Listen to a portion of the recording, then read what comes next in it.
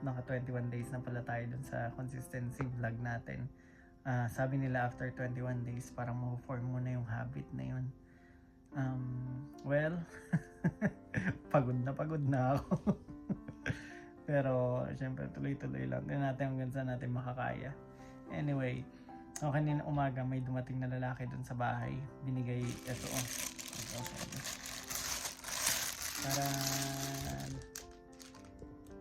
t-shirt para kay Mika. Yung blue. Bakit blue? Hindi ko alam kung bakit. Baka hindi siya sure kung lalaki o babae si Mika. Kasi nangyari na yung one time, yung misis ko tsaka si Mika, naglalakad sila. Tapos may lola na nagkapitbahay namin. Sabi, "Uy, pinanganak na yung baby mo ah." Sabi ni Tin, "Opo, pinanganak na." Sabi ng lola, "Lalaki no?" Sabi ni Tin, sabi ng misis ko, "Opo, lalaki." One time magugulat na lang yun na babae anak namin. Anyway, so alam niyo dito sa pagbibigay ng gift, ito, yan. Pag-usapan natin tong gift giving na tong mga Japanese. Alam niyo ba, halimbawa sa school, maraming mga bagay kang i-consider dyan eh. Kasi parang, di ba gift giving, parang ang sarap pakinggan. Pero ang tanong, masarap ba talaga? Gusto mo ba talaga yun? Pero sino ba namang ayaw makatanggap ng gift, di ba? Pero sabihin ko sa inyo kung bakit dapat pag-isipan nyo. Okay, ito yung mga reasons. Number 1, ay culture ng Japan ay kapag nagbigay sa'yo ng gift, kahit ano, kahit damit, kahit mugs, kahit pagkain, kahit isang maliit na chocobot or honey, kailangan mong ibalik. Yun ang nila, culture nila. So kapag binigyan ka ng isang bagay na syempre na-assess mo naman yung value di ba? Halimbawa, itong value na to ay 100 pesos lang or 500 pesos or 1,000, ibabalik mo sa ganong range, ganong price din. At lalong-lalo na parang mahirap siya sa work setting. Kasi halimbawa maliit yung company nyo, no? Tapos nangyari kasi ito sa misis ko siya, tapos may ilan lang worker, tapos yung mga boss nila. So tuwing may nagbe-birthday, pinupull nila yung fund nila. Halimbawa yung misis ko magbibigay ng 3,000, yung kawork niya 3,000, yung isa pang kawork 3,000 lahat para ipupull doon at bumili ng gift para doon sa nag-birthday. Ganun.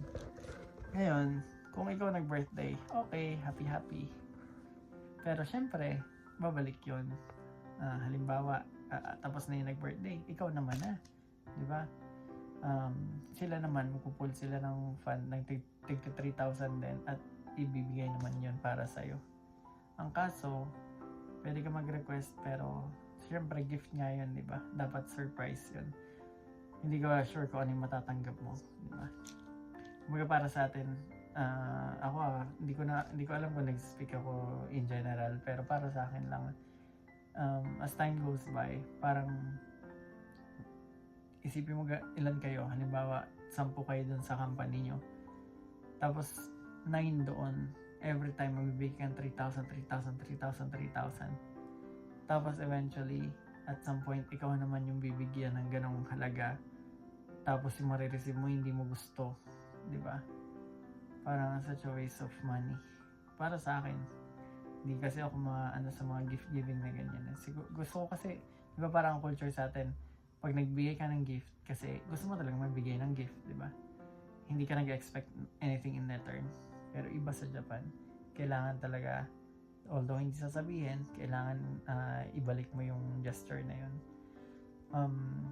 Sabihin ko sa inyo bakit yun mahirap. Pangalawa dun sa school ko, saka sa public school ako nagtuturo halimbawa bibigyan ako ng maliit lang na snack, biscuit lang, maliit. So bibigyan niya sa akin yun. Anong gagawin ko? Syempre, bukas makalawa, kailangan ibabalik ko yun. Hindi ko ibabalik yung mismong cookie na binigay niya, pero bibili ako ng ibang cookie, ibang snack, ibang chocolate para ibigay as ni-return mo yung gesture na yun.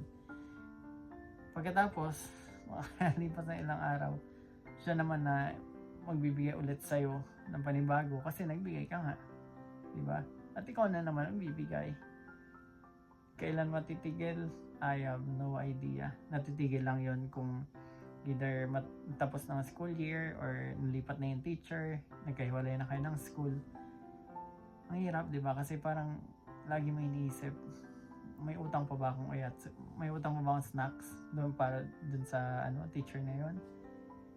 Tapos parang syempre ayaw mo naman na nabigyan ka tapos hindi ka nag-give back in return, diba? So ayan, mahirap yun para sa akin. Ito para sa inyo, baka naman kayo gusto nyo yung mga extra exchange gift na ganun, hindi ma-enjoy nyo talaga yan. Kaya naman kung gusto nyo yung gift giving, pumunta na kayo dito sa Japan, makipag-exchange gift kahit hindi Pasko. Any time of the day, pwede kang exchange gift. So ituloy-tuloy lang natin consistency project natin, at sana kung may ginagawa rin kayo, i-share nyo rin naman para sabay-sabay natin ma-achieve yan. Yan lang, bye!